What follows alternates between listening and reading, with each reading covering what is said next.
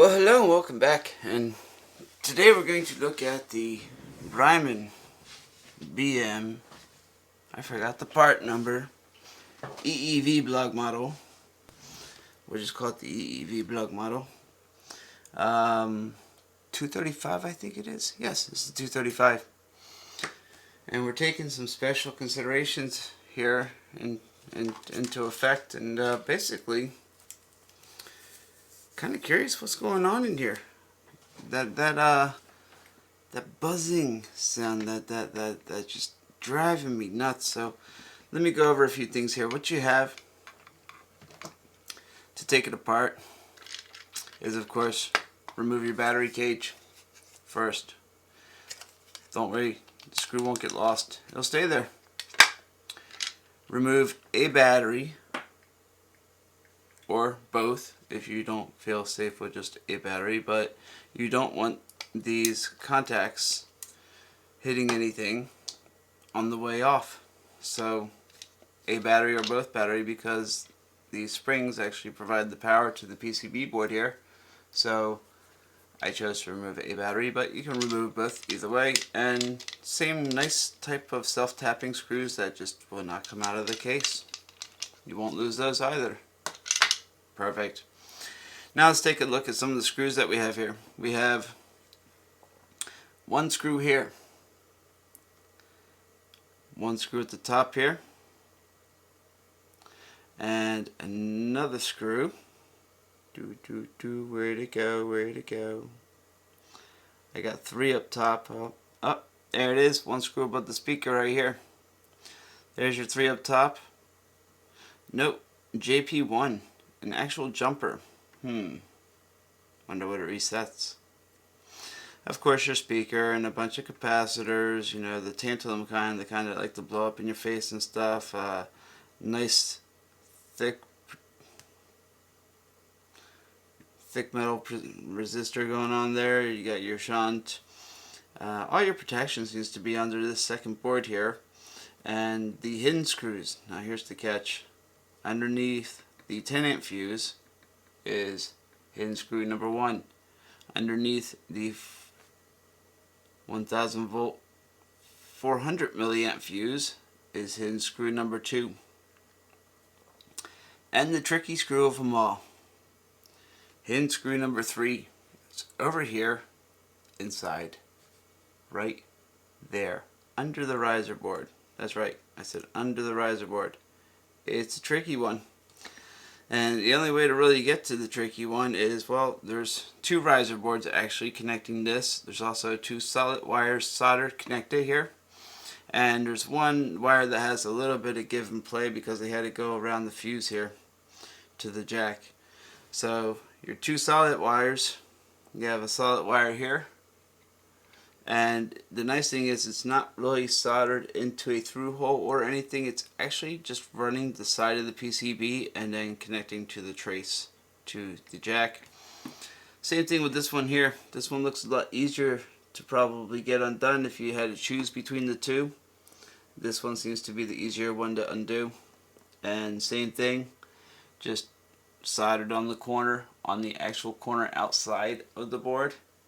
Not really running through any hole on the PCB or anything, and again just traced to the jack and then some other components as well. Now I'm keeping the screws up top from the screws down bottom separate because they are slightly different. Screws up top, screws down bottom. Whoops, my camera's still zoomed in, look at that. The screws down bottom seem to have like a little head on it, and they maybe they're the same. I don't know. It's just a precaution. I do that, you know. Different spots, different screws possibly. Keep them separate. It's one of my things, I guess. Now to get the hidden screw, I mentioned two riser boards. Everybody knows about this one here, but there's a second one actually right here. 3 pins. Second riser board that runs right there. There's also a unique solder marking on the board itself, and I don't know if it's a solder marking or a connection to anything, but check this out right there. The little dot of solder on that pad there says 235, saying that this is a 235. It's not a 231. It's not a 233. Mine is a 235. Now the question is there anything underneath on the other side of the board that actually soldered? I don't know. The other unique thing I found when I was looking at it is the fact that the actual model number that they call this PCB here, it is called a 23X-M. 23X-M. Huh. 23 whatever, 231, 235, you know, 23, what was the other number? 233, that's the X variable, dash M. M. Would that be for mini? The small version? Since it is so small and fits so nicely in your hand. But anyway, once you have your static proof tools and you find a nice clean spot where you know you're not going to damage anything and you just slightly loosen up this corner riser, this is the only one you have to loosen up and bring this up just a bit. You should have just enough room between that and the jack down bottom to get your screwdriver in there and pop that last screw. And that last screw is going to go with the rest of the hidden screws.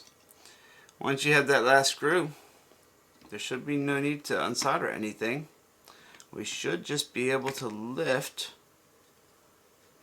and we might have to work it a little bit because of the jacks. And once you lift, you're out. That's it. There you go. And we have a zebra strip. Of course we do. Why would we not have a zebra strip? Pretty clean board. I mean, you want to see a picture of it? Dave's got a high def version on his I forget the picture site that he puts his high def version on. But anyway, yeah, it's up there. Beyond that screw, that is like pretty much the only screw that prevents anybody easily getting into it. But of course, remember, Dave did encourage this, and because you lift it a little bit on the one riser, you have to look down the side and make sure that that second riser didn't lift that much too as well. Also, we have little O-rings we have to watch out for. These little O-rings are actually on the jacks here. You can see this little O-ring here. Clearly one there on that one, and I don't see the ones on the other ones. So what's that mean? They're still on the plastic, so be careful, don't lose those little rings. We're gonna need those, otherwise we'll have squeaky noises when we plug in our probes.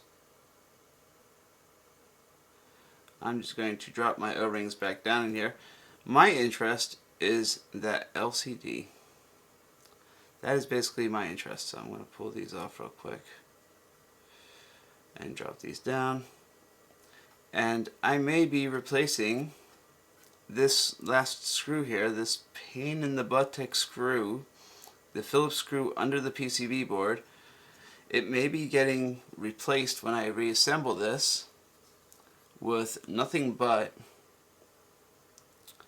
a small Allen key head kind of thing that fits the same thread. So I can take a small Allen key and just simply do a little turn at a time and then put it back together securely and tightly. So here is the EEVBlog. Proof is in the pudding. Blue meter. First disassembly that I know of. Well, public. In fact, Dave's not even interested in doing his disassembly because he's already disassembled one very similar to it. We have nice gold contacts. Contact. This actually does come up through the hole in the board. Be careful when you put the board back on. Make sure that's lined up. Same with this and a few of these other here. Don't lose your position on where you were. Make sure you remember where you were. These look like they will pop out too, so be careful about these if you're going to flip it over. And of course, the easiest position to remember is the off position. That's where I'm at. Oh, since I have it this far apart, there you go. EEVBlog BM235. And the LCD just fell right into my hand. Well, that's actually kind of good, because I want to talk to it. I have questions for it. I want to know why its light is so freaking loud. This is the reason I'm here. This is the reason I have it apart. Standard buttons, blah blah blah, pads, yep, okay, good, alright. Well, you know what, apparently it just kind of, since it's the whole zebra strip thing, there it is. Now if I remember correctly, when it lights up, it's got a rattle. Not sure what I think about that. Oh, it's just these springs. In fact, these springs, when it lights up, it only lights up on one side. I do recall that. The zebra strip handles the communication for the LCD and the display components. This seems to be your light factory here. One single PCB board with 3 LEDs on it. You have your positive and you have your negative. Now I wonder what voltage runs through there. Sure, we could test it with a diode tester first and give it a low power just to see if it lights the board and makes that line. Set this aside too while we're at it. Excuse me. So, zebra, I would have to pull the zebra strip out to actually get this back plate out, because beyond this back plate is just nothing but, this is just kind of a, this whole thing here actually is just something to reflect the light so it's nice and evenly lit. Of course, you always need nice and evenly lit. Let's go ahead and pull that out. There we go. There's our basically deflector shield to deflect the light. Beyond the deflector shield is going to be a piece of glass or plastic, and this glass or plastic is sort of what do they call that? Frosted. So the frosted glass or plastic will actually deflect the light evenly, and that glass or plastic piece there lines up with these 3 LEDs. Basic LEDs. That's all they are. It's listed as D3, D2, D1. Of course, that is because LEDs are essentially diodes. I got my negative, I got my positive. So there is no whiny inductor, there is no whiny capacitor. All the theories have been debunked. We are screwed. They are just noisy LEDs. They're surface mount noisy LEDs, and if you can get LEDs that would be the same height, same width, make the same solder contact, and possibly, I don't know, we would need to know that they run the same voltage too. We could essentially unsolder this board and replace the LEDs and maybe put quieter LEDs in there, but yep, beyond that, that's all it is. Noisy LEDs. Son of a gun. So, no easy fix, no change of cap, no replace an inductor, no nothing that I can see here that is an easy fix, and I'm pretty sure I don't even see any resistors on here. They're basically just taking the voltage and dividing it 3 ways for whatever line of voltage they have running in here to this LED strip. Yep, not much to it. Well, we're here. We might as well see. The question is, does she light? Now, unfortunately, I took my meter apart. That's my diode tester. Nah, that's okay. I have another one laying over here. Let's grab this one. Grab the trusty Fluke. It's got a diode tester. I would have grabbed the probes on the HP34401A, but I've already measured the voltage on that, and it actually comes out close to about 7-8 volts, and that may be too high for what we're looking at here. Now the Fluke puts out a lower voltage for its diode tester, or you could do the resistance also. That's capacitance charger. See, diode. Let's just give this a quick tap. Negative is over here, so I'll get that in the center there, and nothing. How much power do these things take?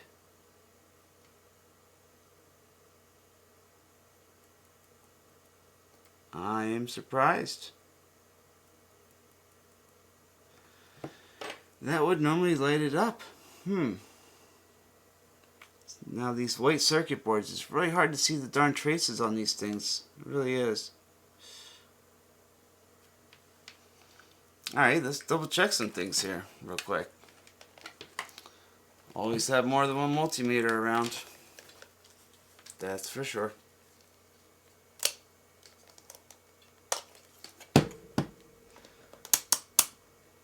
Put this on 20 volt DC. We got our diode tester, which is on, correct? Yes, it is. Well, how much power are we putting out here? 5.39 volts. And that is not enough to light them. Wow.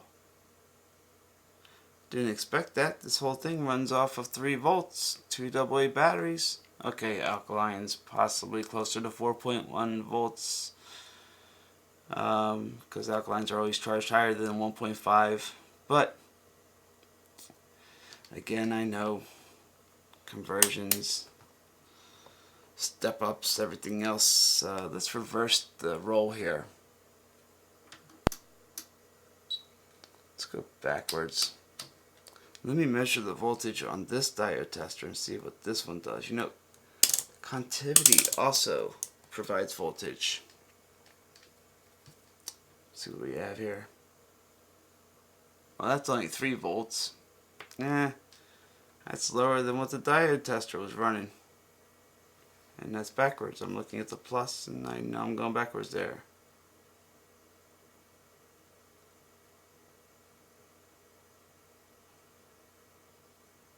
Well, it picked up channel, has resistance.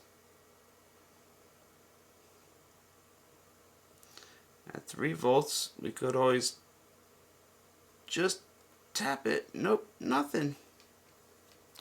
Nothing at all. Quick, give me a little light. Up, up, up. Up, up, up. There we go. We had a little light.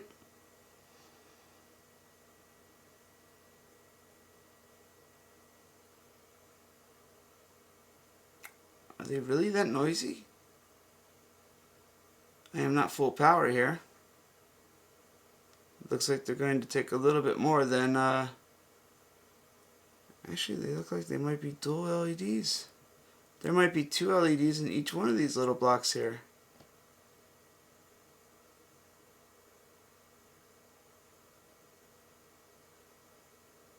But 3 volts is not enough to confirm that whine. Let's go back to the Fluke diode tester here. And what was the Fluke putting out? I think it was putting out 5.2, right?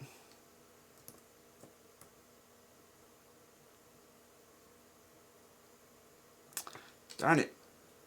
Soft menus. 289s. Tell you, smart meters. 5.5, so that's stepping it up just a tad bit. Let me give it a quick tap.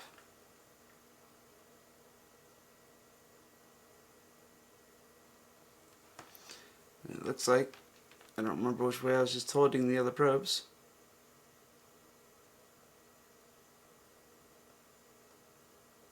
Let me get my ear down in here.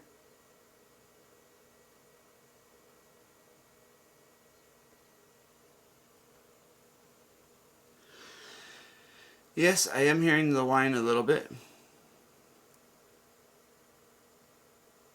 It's funny, there's a negative sign over on this side, and there's a positive sign over on this side, and the reason it didn't work when I originally touched the springs, I was backwards.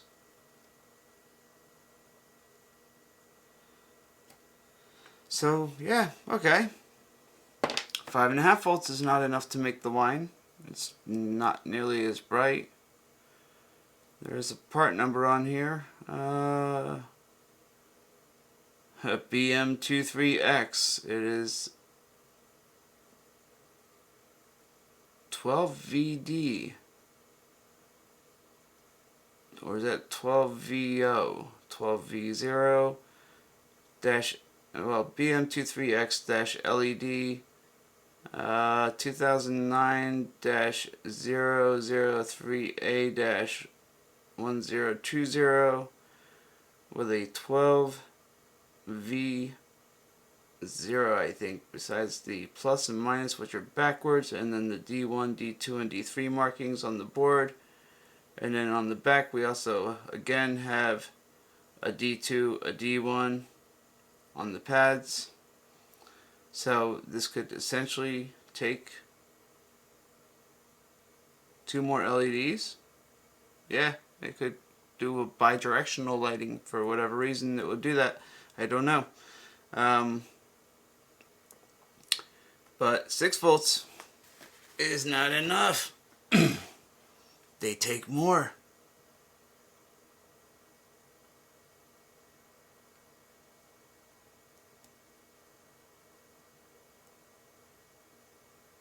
They do.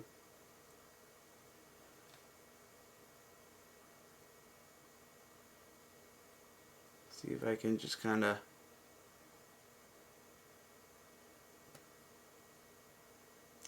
get 2 to light up. Nope, that's not happening.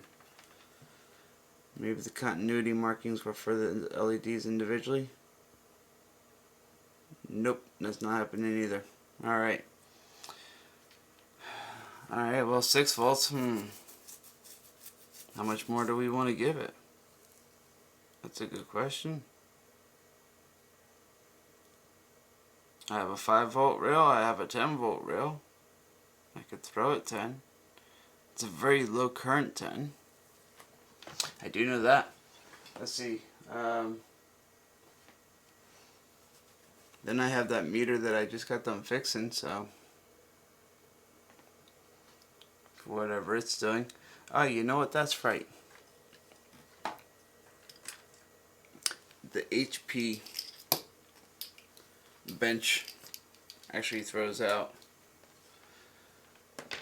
slightly higher voltage, especially on the continuity side of things. So let's go ahead and see what it throws out. Since we don't really, nope, we do have a diode checker. Basically, same switch as the continuity. We have our voltage here. Let's see what we're putting out. 6.5, so we're only putting out another 1 volt. That's not stepping it up too drastically. Let's see here. Under continuity. Oh, still 6.5. Well, still 6.5 is 6.5. Let's go ahead and see if we can make it whine.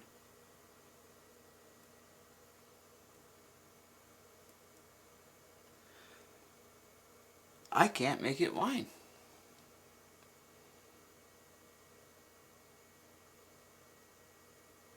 And it's not like it's that bright. Is it some kind of... Are we drawing power when the LEDs kick on? Are we drawing power from somewhere else on the circuit board that's causing something else to whine? Because I don't see where 3 LEDs would make that high-pitched whine like that. I mean, the closest thing I have to making a high-pitched whine, and it's not even nearly as loud as this Brymen meter, it has a lot more than 3 LEDs. And it's a lot brighter. And it runs a bigger battery. And has more power. So, yeah, I'm not quite sure.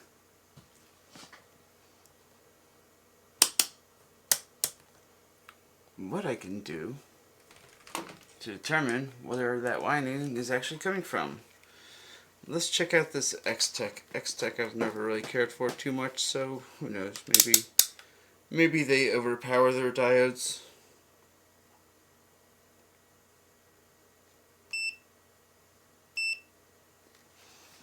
There's my diode. Let's see how much power the X-Tech is pushing.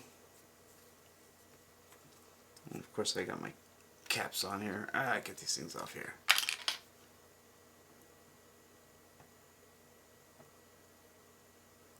No, that's a low one. That is definitely a low one. So, whoops, I keep remember. It says positive and negative, but they're backwards. Don't follow that. And that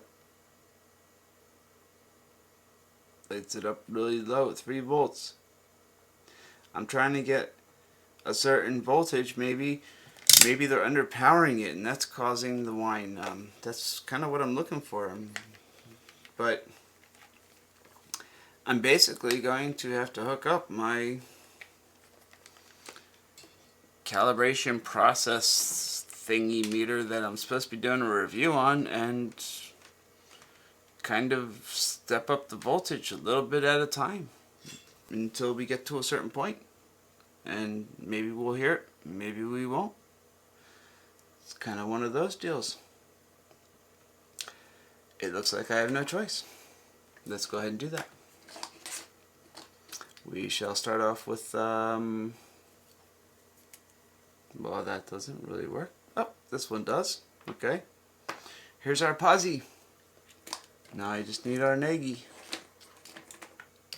There we go. Here's our negi. And remember, they're backwards. The plus sign is over there, but we're actually going to take the negative sign.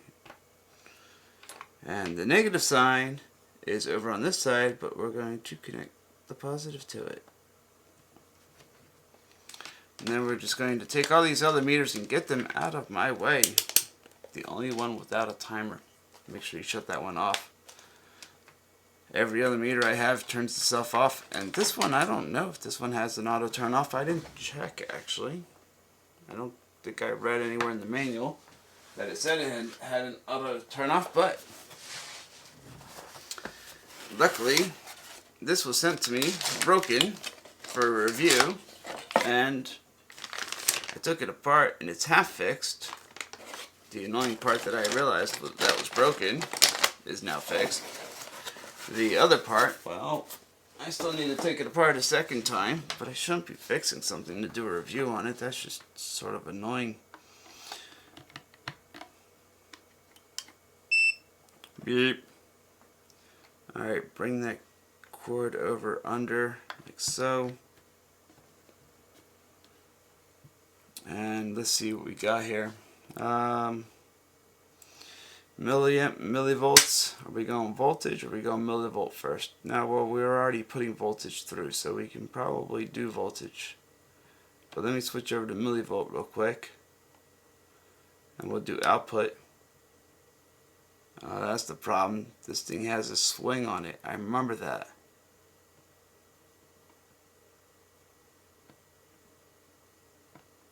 Only when it initially first turns on, though, I think.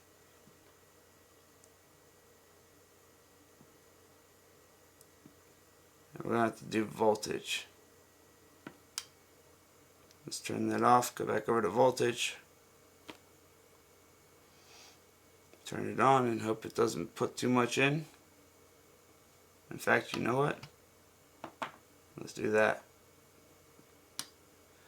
Because I know that thing spikes. I watched it swing when it turns on. So we were already up to, could have swore we were already up to 2 volts.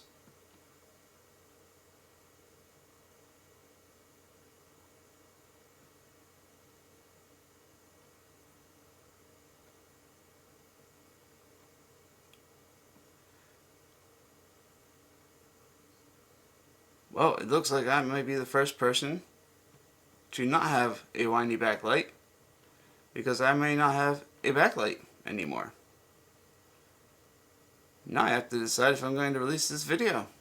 Ooh, good question.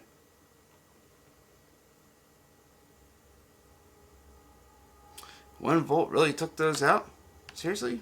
Or did it trigger a safety feature? And this thing. I don't trust this thing. I don't like this thing.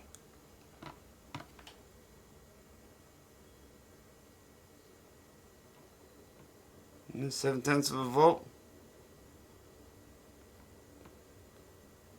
1/10 of a volt. 2, 3, 5, 7, 8, 9. No, I don't think 1 volt would have killed it. I think this thing had a peak swing, and I think it swung up. Yeah, see? It's still on. Why is it swinging up? 1 volt. 2 volt. I feel like I should be adjusting this.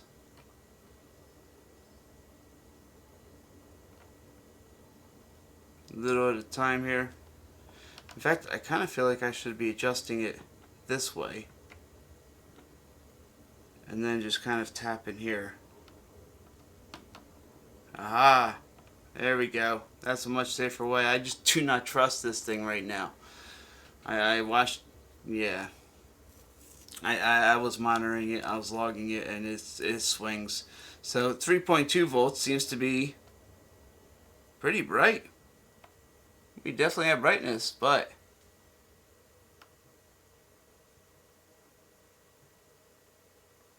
I only hear very, very little hum. Not much at all. You know, let's just assume it's running 3 volts off the batteries. We'll give it actual 3 volts. And I actually know this is accurate on the voltage scale once it sets to where it goes. Still.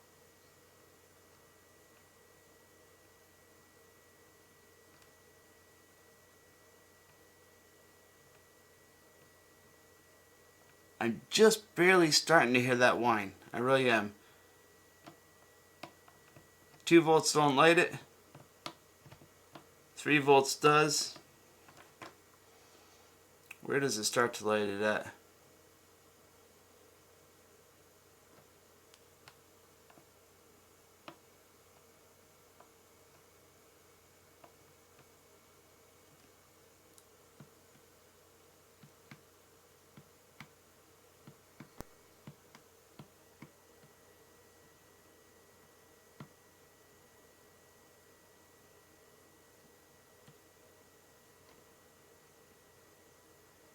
Seeing if I can underpower them.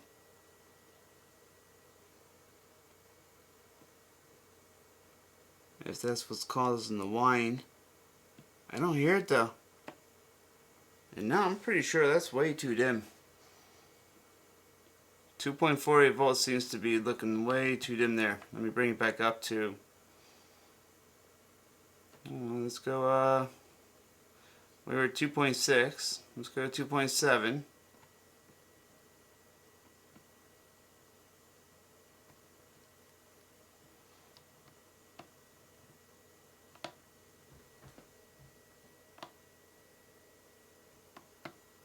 Is the noise from the other side?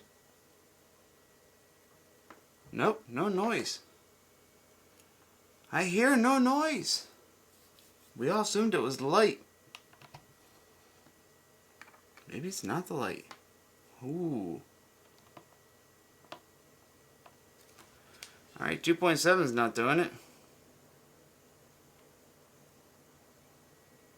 2.75 is not doing it. We had it running at 3.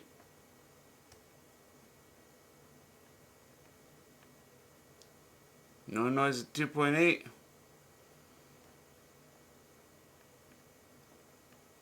No noise at 2.9.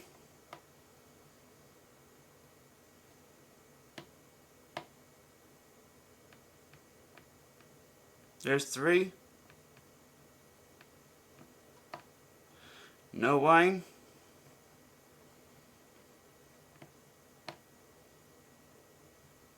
No whine there.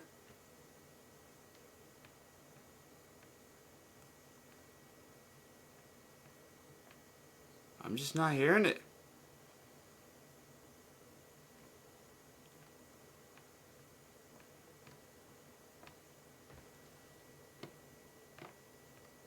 Like, at all. Nothing. 3.3.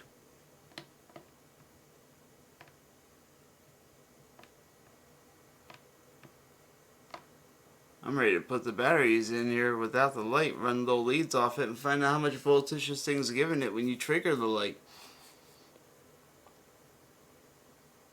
But I kind of have to sort of try to put it all back together again, just to sort of kind of try to figure out how much power it's giving it for the light off of these two stinking contacts. What else is around here?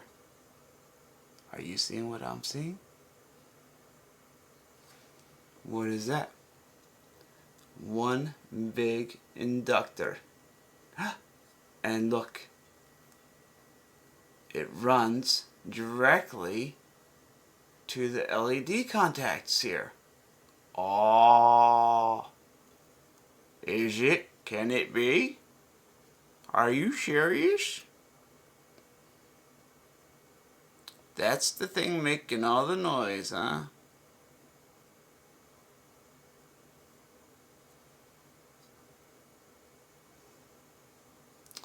Pretty sure that's an inductor. Not the kind I'm used to looking at. Why are they putting this kind on there when they could be putting a surface mount on there? I have nothing to replace this. Nothing bigger, nothing smaller. It's got a cap on the opposite side. It's crossing it. But I've never heard a tantalum cap whine like that, and that trace doesn't follow. Nope. But I do think that one does follow.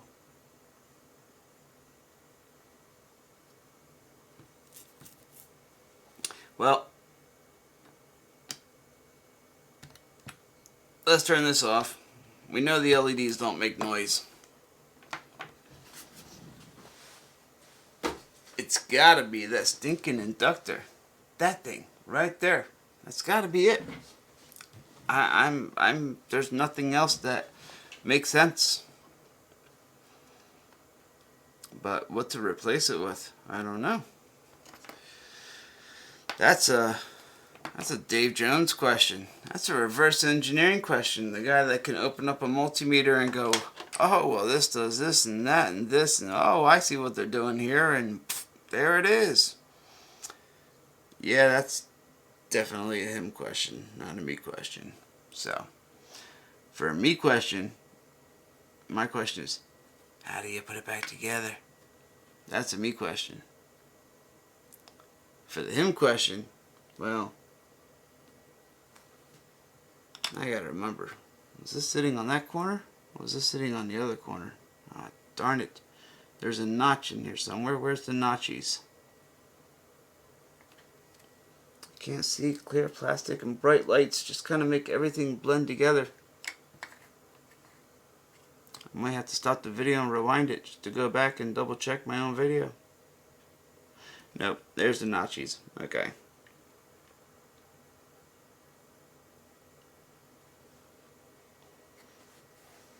I actually see the 3 reflectors in there. Alright.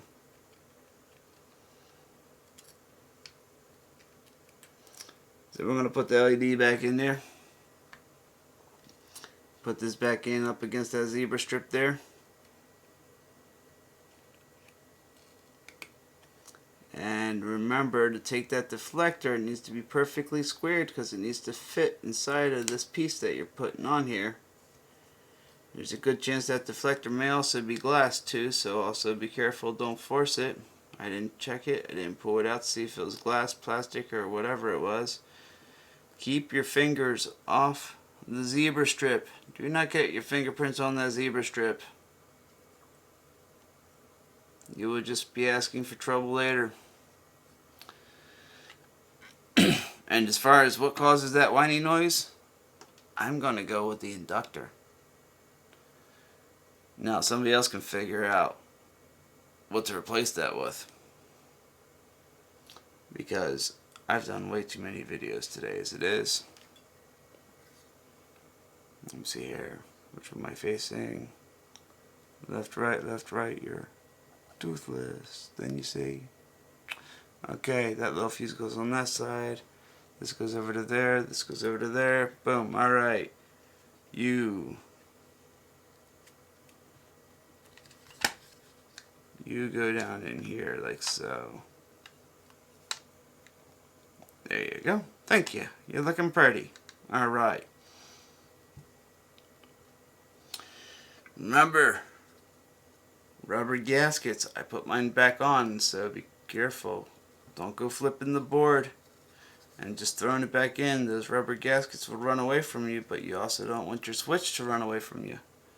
So let's come up with a happy medium here where we kind of get the jack started without the switch running.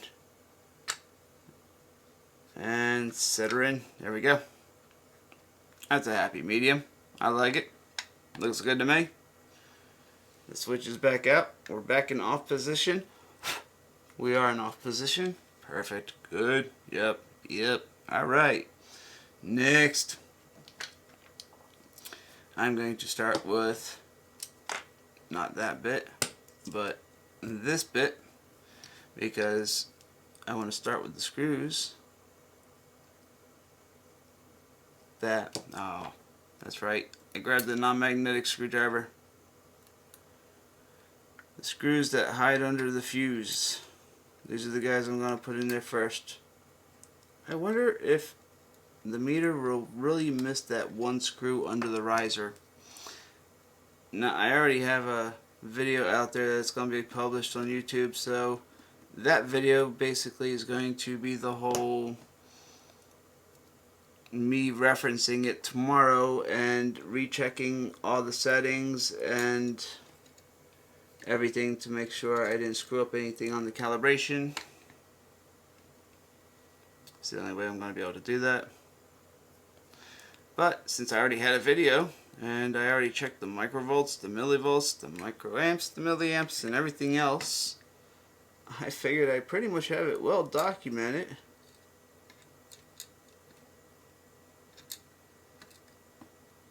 As far as how in range and accurate my meter was. So taking it apart wasn't that much of a risk. I'm gonna know if I screwed something up or not by just doing the same tests I did and doing it along with my own video. And this darn screw here, wow, this one is just being a pitta. We're gonna go for the way of thread and hold at the same time here. There we go. By golly, I think I got it. I did. I'm not tightening them up all the way. You know better not to tighten them up all the way. I'm trying to get an even pressure. Think tire on a car. At least that's what I think of. Every time I want an even pressure, those lug nuts, they need to go back evenly. That's the key. Evenly. Technically, I'm not supposed to put this one back until I put the one underneath the riser, but I'm still not sure what screw I'm going to put underneath that there riser. So let's go with the top screws instead. Let's start getting those on here.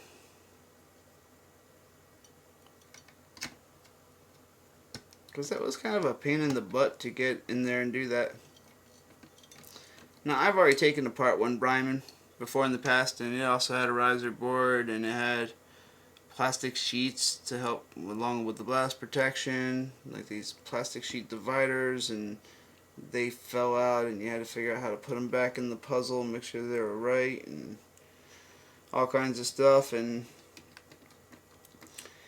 so I kind of knew what I was into. This isn't my first Brymen. Okay, this is the first Brymen I owned, not the first Brymen I've taken apart though. So I wasn't too worried about that, and Dave already put pictures out there, so kind of made it a little easier. He helped out.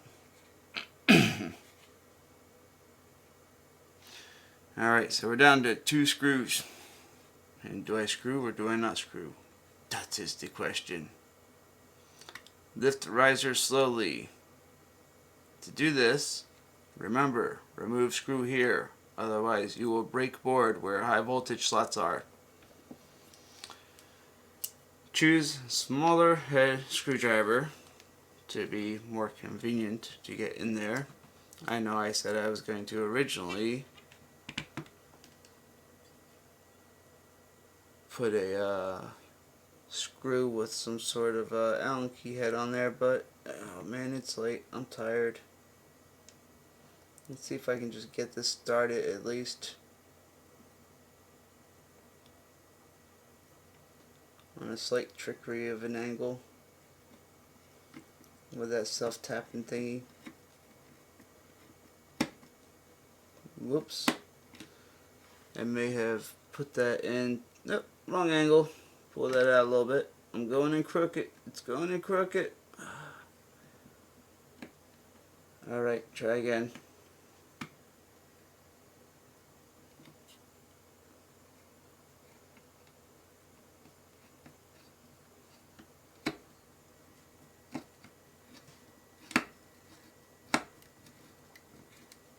They did not make this simple, did they? Dave, remember you said in your meter, take it apart. Or in your manual, you said take it apart. I'm just following instructions. Make sure riser number 2 also did not come loose. Still has about the same distance that it did before. Your gaskets are sealed. Of course, I see one of my gaskets that are actually slightly loose, but that's okay. That's what the screw on the top of the riser is for. It's not there yet, so I expect that to be a little loose right now. I'm just double checking that one pin. Where's it at? I had a good view on it earlier. I need a different light.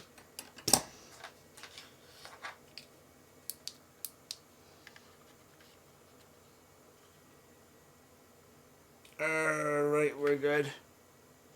I don't remember what angle I chose to look at it last time, but it wasn't this angle. But we're good. So, anybody have any recommendations on what to replace that whining inductor with? I'm willing to take it apart a second time to stop my meter from whining. But if I take it apart a second time, you're darn right I probably will be replacing this screw with an Allen key. No doubt. Now we can tighten down the rest of the board, the rest of the screws. I know I didn't show you how I took it apart originally or how I unscrewed everything, but you get to see me put it back together again, so just think backwards. Think upside down. And these 2 corners here, by the way, don't push these all the way down. They don't need to go all the way down. They're just kind of like support screws. Well, that and yeah, zebra strip screws. So you don't need to go too hard on it. The board does flex a little bit, and that's what you don't want to do. You want to keep this board kind of parallel when you put those screws down. I don't remember if I got this one in the middle. I guess I did. Seems pretty tight. But you'll notice, you know, put the right bit back on here. I forgot I put the small bit in there to get the screw under the riser. Darn it. I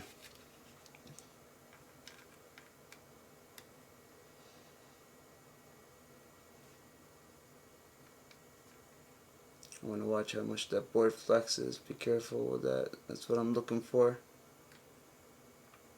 Make sure it's not sticking up too far for some reason.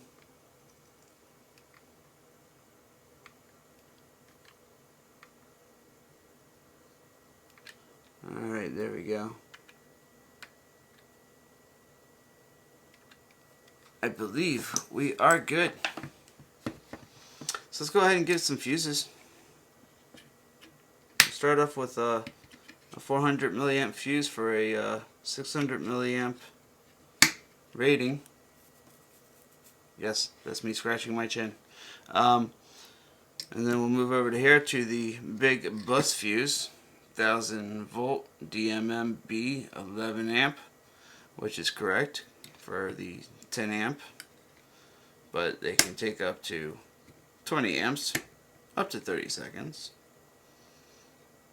There we go.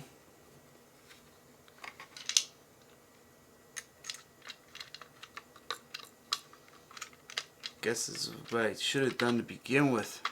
The whole don't turn it on, take it apart. But I thought I was going to be the first one out there with the YouTube video. The dumbass me, I didn't actually check. Well, first off, I didn't check my mailbox. And then the following day after I didn't check my mailbox, I ended up in the hospital. So the meter got cold abuse and sat in freezing weather for a few days in my mailbox. And then I should have checked YouTube to see if anybody else released a video when I was in the hospital, but I forgot. And then I spent all this time doing a video today and putting it up. It's uploading right now. I'm recording this one as a matter of fact. But it's about an hour long, but boy does it go through a lot of testing. And I do mean a lot of testing. We test everything. You know, the one thing I forgot to test, honestly, I think was diode. Ironic. Using a diode to try to light the LEDs for the backlight, which I thought was the whiny noise. And that's the one thing I didn't test was diode. Turn it back on. And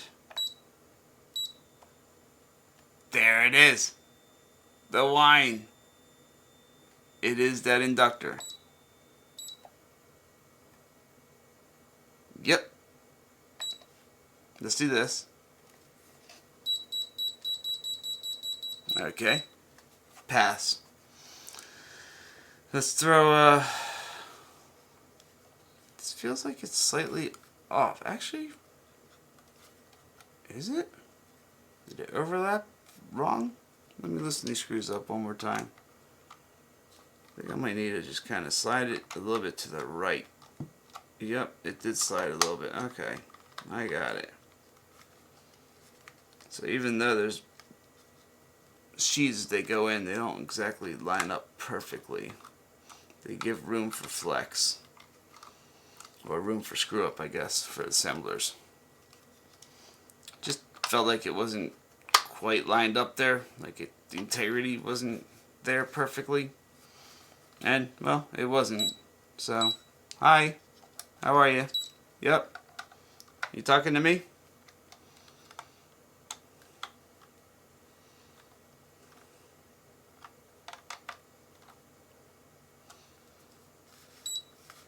Yep. That's called static. Watch. Oh, you know what? I said something in my video about I bet you I can get 5 bars if I didn't have the rubber case on it. Let's find out if that's true.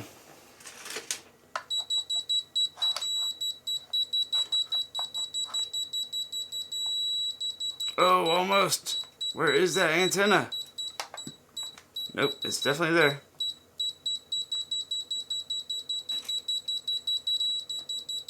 I had it. I saw 5 bars. I did. This is so not worth it. And I'm knocking stuff down in the back here where all my breadboards are. Alright, put that back. Not worth it. Turn her off. Shut her up. Wrap her up. Seal her up. Done. Done, I say.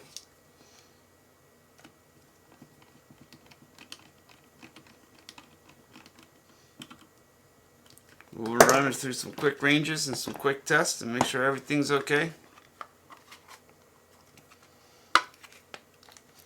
We'll start with, where are my probes? There they are. I could break out the whole precision voltage, blah blah blah blah blah, but yeah, nah. Why? Oh, you know what? Actually, my precision voltage is right here. Okay, this is quick. Hook a 9-volt battery up, throw a switch. Did it keep the memory? Did it stay in DC? It did. It maintained the memory without the batteries for that long. That's actually kind of impressive. Up. Turn on. Contact. 10 volt.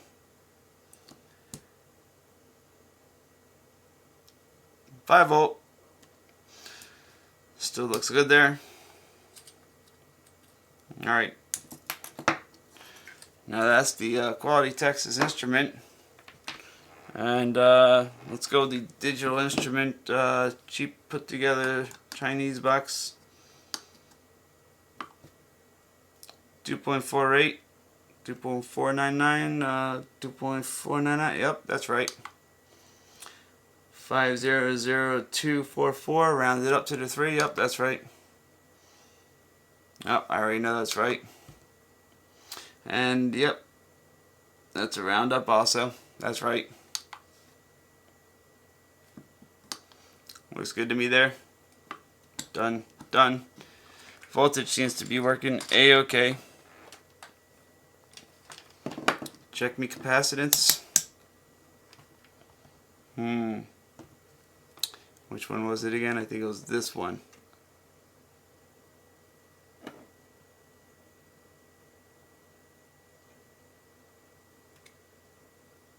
$19.8. There it is. That's what I was looking for. Thank you. There's a big inductor in there too.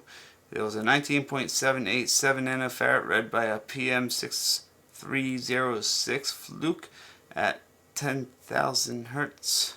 19.8. Speaking of hertz, nope, you know what? Let's move over to the resistors.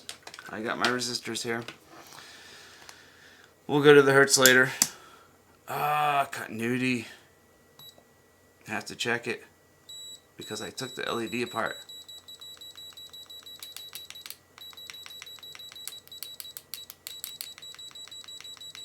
Yep, looks good. Ohmage. 1 ohm.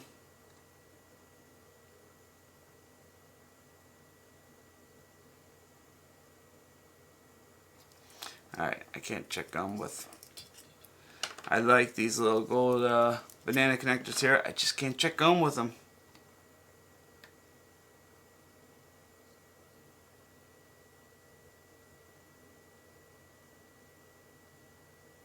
Check. That's only 5% or 0.5%, I think it is. Or no, this is 0.5%. 10 ohm is 0.5%. That's right. And it was always, on all the tests I did, it always was reading just a little low on the resistor. I don't know why. That's correct too. 1 low. That'll come up to a 9.99. Actually, I think it was 9.98 before too. But that's still correct. 99.8K. That's correct. Hit my mega ohms. My 1 mega. Bingo. And hit my 10 mega.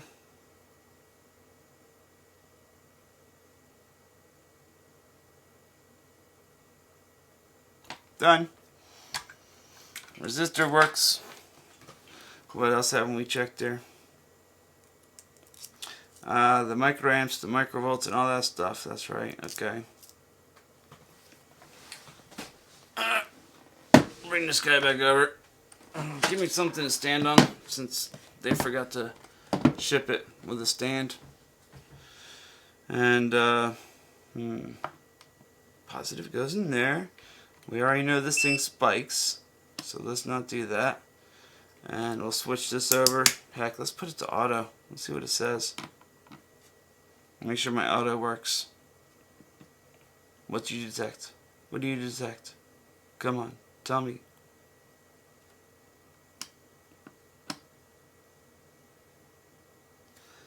This is negative, right? This is positive. Oh. I didn't have it all the way in. 1.9 at 2. It's auto. Go back. You should be on DC volt still. 3. That's better. 1. That's better. 2.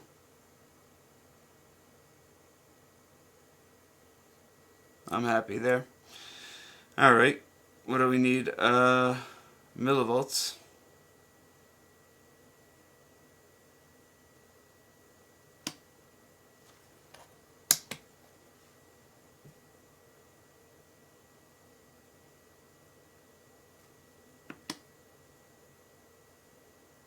Zero out. 1 millivolt.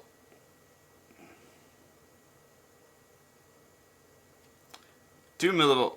Oh, darn it, that button is so sensitive. Jumped right to 3. 2 millivolt.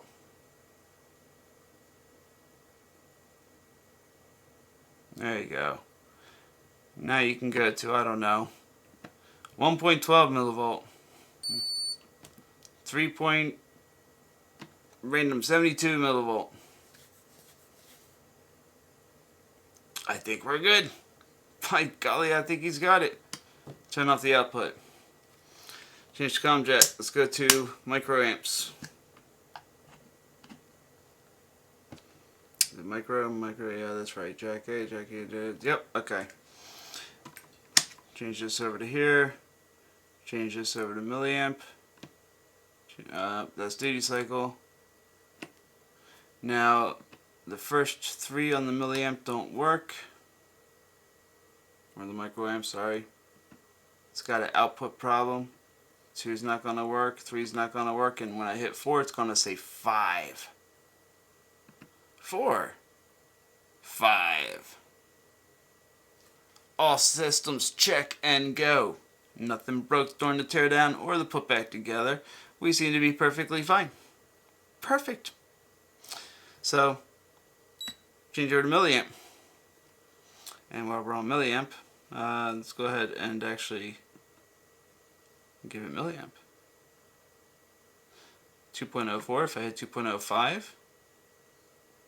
2.05 should cause the 1 to flicker, or is it 6?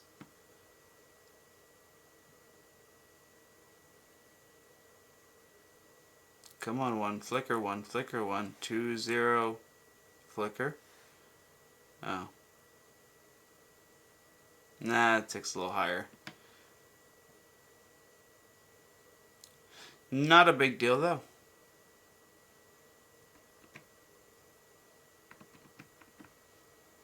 One point random number stop. 5.2.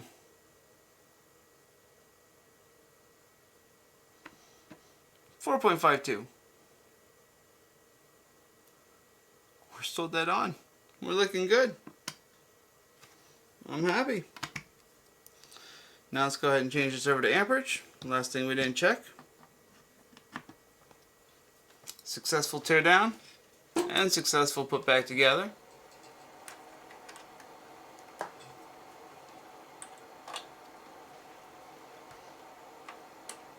And we'll give it 1 amp real quick. That's actually what I expect. My power supply sucks, honestly. I'll crank it up to so-called, I think is that going to be 5 on the dot? Let me think. That might be 5 on the dot. Oh, I was a little bit off. Alright, let me readjust here. Is that 5 on the dot? Oh, now I'm too high. Jeez. I could never remember where it was. Maybe it was this. 5 amp? Oh, nope. Gotta go down for it. Alright. 1, 2, 3, 4. 5 amp. There we go. I knew it was there somewhere. Anyway, point being, everything works. We're all good. Hunky dory. Happy people. Holding hands. Teardown, successful. Put together, successful.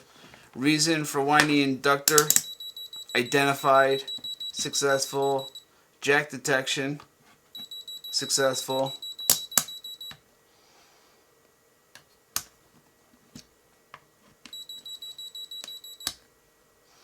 It says amps because I'm plugged into amp. It says milliamp because I'm plugged into milliamp. Everything seems to be successful here. The only thing I didn't check was temperature. Well, whatever. Yeah, it's temperature. Oh, I did forget to do one thing here, so we can do this real quick. We can use this cheap little power supply here to do so. Not a big deal. All I want to do is a hold. It held.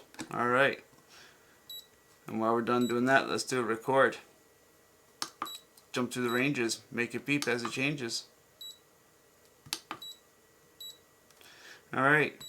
So what was my max? That's my max. What was my minimum? Where I started. What's my average? Still counting because the max is still there.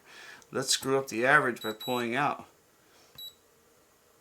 And changing my minimum, of course. Everything looks good. Alright, turn this off. Now we have a full system check. Good. I'm not worried about temperature. Honestly, I'm not. I have a flair for that. And I don't mean I'm flamboyant. I have a flair for that. I mean I have a flair. F-L-I-R for heat signature detection stuff. So, yeah, I'm not worried about it.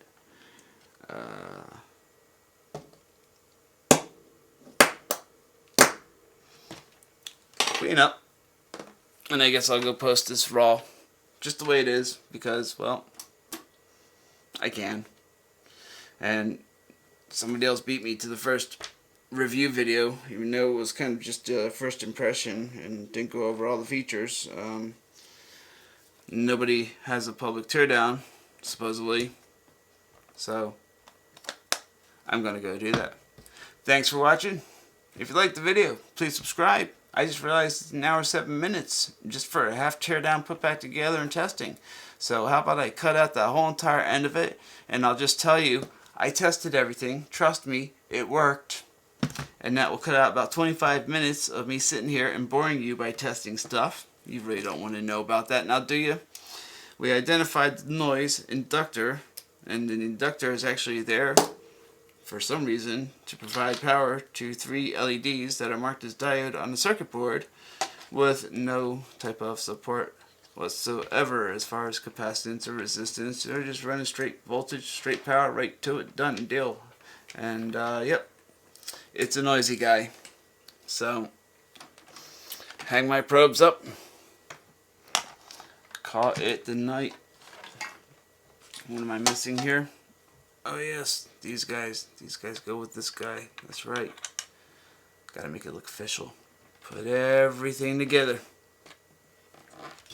And tweezers. Tweezers. And, oh, nope, these are for the other probes. What probes did these come off of? I think these came off of this meter. Or maybe not. I just broke it. Must have came off of a different probe. Didn't come off of that probe. Because it broke. Let me see. Which probe is this? Oh, maybe it was these probes. Ah. Well, it's broken now. Super glue, Bondic, super glue, Bondic. 3D print a new one, screw it. Okay. We don't use those anyway. Not often. Not enough. Not enough to care. Please go ahead and subscribe if you want to see more videos like this. I do have a couple more meters that people are starting to send me and they want me to do reviews. I definitely don't want to become a meter review guy, like permanently, like all day, every day. That's the only thing I do is meter reviews. But if you like teardowns of the meters, let me know. I can kind of make that a separate video because I think doing a review, doing first impressions, doing unboxing, and doing teardown becomes way too long. So I can 4 separate short videos, 15 minutes each. That's about what I'm looking for goal-wise, and we can break it down.